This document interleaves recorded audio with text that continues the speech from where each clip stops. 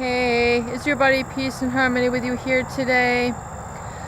Looking at the borderline personality disordered female and their unstable fluctuations in terms of their self-image. The borderline female is a personality disorder characterized by a number of different issues.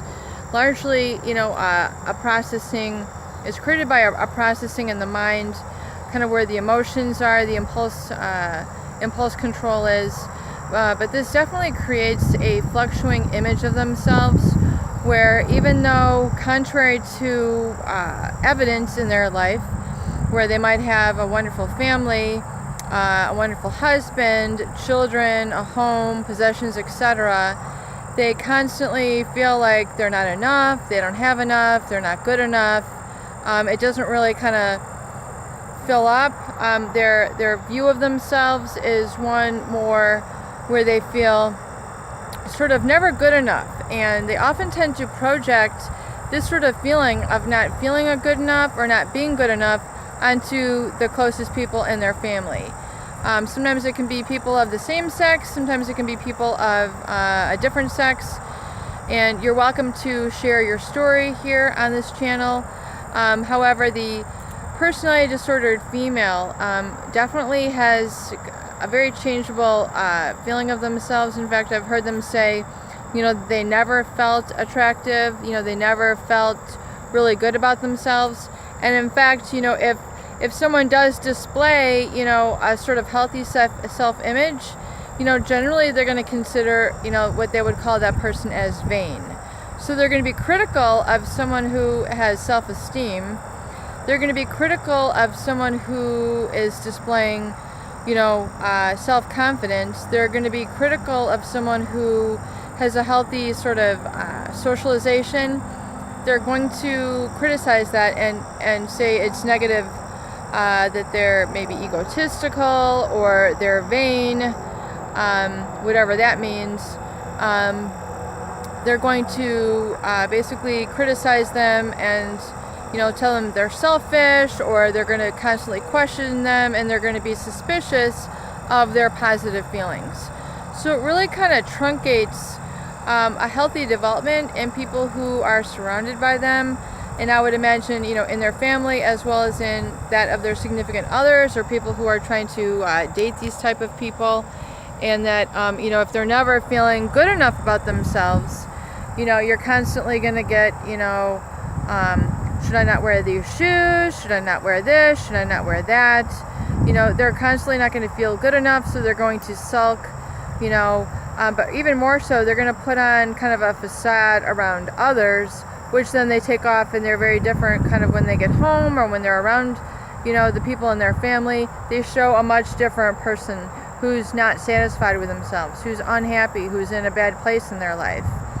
And, they kind of get, all that dished upon them, all the negative, all the bad stuff, and yet all the other people who are in their lives and in their groups are seeing this person who wants constant stimulation, is constantly putting on a happy face, and yet it creates a lot of discord and confusion within people who are in their family, and then like trying to integrate it, with their friends. It's like there's a big divide. Some families are very good about that, about having, their kids and their own friends kind of, bridge, create a bridge between them, so that there's kind of like a comfort and, a communication where there's not this big gap, or like we're better than you, or we're smarter than you, or you're younger than us, you guys are stupid. There's no projection of, of that in a lot of healthy families. However, with a borderline female, they have a very fluctuating self-image. So, certain times they might be up and feeling good, other times they just might feel, and they might describe themselves very harshly as like feeling rotten. They use very emphatic words, very emphatic negative words to describe their mental states. And you can believe if they're feeling this emotionally, if they're feeling that an emotional state, then they're going to definitely project it onto their family members, particularly their children, their spouse, or people who are kind of in and around them. So Not always a good situation to be on the receiving end of that sort of negative unloading. It can be very hazardous. These people can create a lot of fallacy in life, a lot of chaos in life, a lot of issues, behavioral issues in the people who surround them, in terms of, in terms of creating a low self-esteem in them, eating disorders, financial disorders, scholastic disorders, learning disabilities, emotional disorders, can all be an outlaying or an emotional, an environmental impact, a negative environmental impact on the people who surround them, because they're putting out such a toxic energy that they're creating this disease, this stress, this emotional disorder in people.